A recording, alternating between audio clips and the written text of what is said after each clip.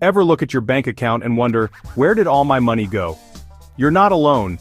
I used to feel lost with money working hard, but never seeing results.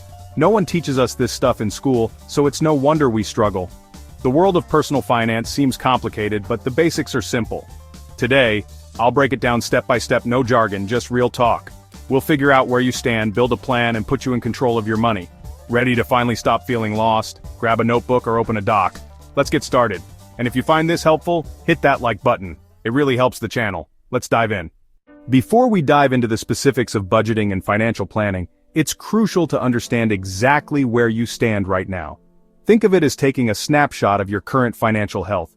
This initial assessment will serve as the foundation upon which you'll build your future financial strategies. The key here is to approach this exercise with complete honesty and without any self-criticism.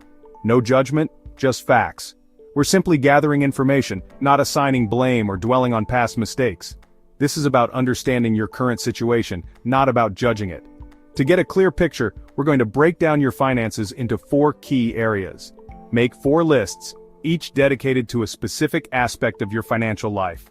This structured approach will help you organize your thoughts and ensure that you don't overlook any important details. First, let's tackle income. Next, we'll move on to expenses. After that, we'll address debts. And finally, we'll catalog your assets. For the income list, be thorough. List every dollar you bring in after taxes. This is your net income, the money you actually have available to spend and save. Include your main job, any side hustles, freelance work, investment income, everything. Don't underestimate those smaller sources of income. They can add up significantly over time. Now let's move on to expenses. This is where many people find it helpful to review their bank statements and credit card bills. Write down all your expenses from last month. To make sense of your expenses, group them into categories. Common categories include rent or mortgage payments, groceries, subscriptions, transportation costs, utilities, entertainment, and so on. Next, it's time to face your debts. Now, list your debts, no matter how big or small they may seem. This includes credit cards, student loans, car loans, personal loans, and any other outstanding balances. For each debt, note who you owe, the outstanding balance, and the interest rates. Finally, let's consider your assets. List your assets, which are anything you own that has value. This includes cash in your bank accounts, the current market value of your car, investments such as stocks, bonds, and mutual funds, real estate, and anything else you own of value, like valuable collectibles or jewelry. Once you've completed these 4 lists, you'll have a comprehensive overview of your financial situation. This is your financial snapshot, a clear picture of where you stand right now. This is your starting point, the foundation upon which you'll build your financial future. Remember, this isn't about perfection. Don't worry about perfection. Estimates are fine, especially if you're unsure about certain figures. The primary goal here is awareness, not shame or guilt. The goal is awareness, not shame. It's important to acknowledge that this is a step that many people avoid. Most people never do this, often due to fear or uncertainty. By taking this step, you're already ahead of the curve, so you're already ahead. This can be a lot to process, so take a breath. Take a breath and acknowledge the work you've done so far. You've overcome a significant hurdle. You've just taken the hardest step. Now that you have this information at your fingertips, you're empowered to make informed decisions about your money. With these numbers, you can start making real progress towards your financial goals. If you're feeling overwhelmed, that's perfectly normal. Pause if you need to, take a break, and come back to it when you're feeling refreshed. Get your lists done at your own pace. Once you're ready, we'll move on to the next step. And let's move forward. Next, we'll create a simple plan for your money, a roadmap to help you achieve your financial aspirations. Now let's give your money a job. It's time to take control and tell your money where to go instead of wondering where it went. Think of yourself as the CEO of your personal finances. Every dollar needs a purpose, a designated role in your overall financial strategy. This isn't about restriction, it's about empowerment. It's about making conscious decisions that align with your goals and values. With a simple budget rule, a rule that's easy to understand, easy to implement, and easy to stick with. We're not talking about complex algorithms or advanced financial modeling here. We're talking about a straightforward framework that anyone can use, regardless of their financial background or experience. This is about creating a system that works for you, not against you. Forget complicated spreadsheets, ditch the overwhelming charts and the endless rows of numbers. Those tools can be helpful for some, but they often lead to frustration and abandonment. We want a system that's sustainable, a system that you'll actually use consistently. Try the 50-30-20 rule. It's a simple yet powerful framework for allocating your income. It provides a clear structure for how to divide your money among essential needs, personal wants, and future financial goals. This rule offers a balanced approach to budgeting, allowing you to cover your necessities while still enjoying life and planning for the future. 50% for needs. This category covers all the essential expenses required to maintain your basic standard of living. These are the things you absolutely cannot live without. 30% for wants. This is where you get to indulge in the things you enjoy, the things that make life more pleasurable. This category is all about discretionary spending. 20% for savings and debt. This portion of your income is dedicated to securing your financial future and managing your existing obligations. It's an investment in your long-term well-being. Needs are essentials. They are the non-negotiable expenses that keep you afloat. Rent, food, utilities. These are the fundamental building blocks of your monthly expenses. Minimum debt payments. Paying the minimum on your debts ensures you don't incur late fees and negatively impact your credit score. Wants are the fun stuff. They are the things you choose to spend money on that aren't strictly necessary for survival. Dining out, entertainment. These are examples of how you might choose to spend your wants money. Non-essential shopping. Clothes, gadgets, and other items that aren't crucial for your daily life fall into this category. The last 20% is for your future. This is where you invest in your long-term financial security and work towards achieving your goals. Savings, investments. Building an emergency fund and investing for retirement are key components of this category. And extra debt payments. Paying down debt faster frees up more of your income in the long run and reduces your overall interest costs. If 50, 30, and 20 feels tight. If you find that allocating 50% of your income to needs is too restrictive, there are alternative options. Try 70-20-10. This is a more flexible approach that allows for a larger portion of your income to be used for general spending. 70% for all spending. This provides more leeway for both needs and wants, simplifying your budgeting process. 20% for savings. This ensures you're still prioritizing your future financial security. 10% for debt or giving. You can choose to allocate this portion to paying down debt or contributing to charitable causes. Example. Let's illustrate how this works with a practical scenario. With $2,000 take-home pay. This is the amount you receive after taxes and other deductions. That's $1,000 for needs. This covers your rent, groceries, utilities, transportation, and other essential expenses. $600 for wants. This allows you to enjoy dining out, entertainment, hobbies, and other discretionary purchases. $400 for savings/debt. This can be split between building your emergency fund, investing for retirement, and paying down debt. The key is to pick a rule and stick to it.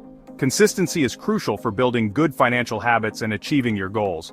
Move your savings debt money to a separate account.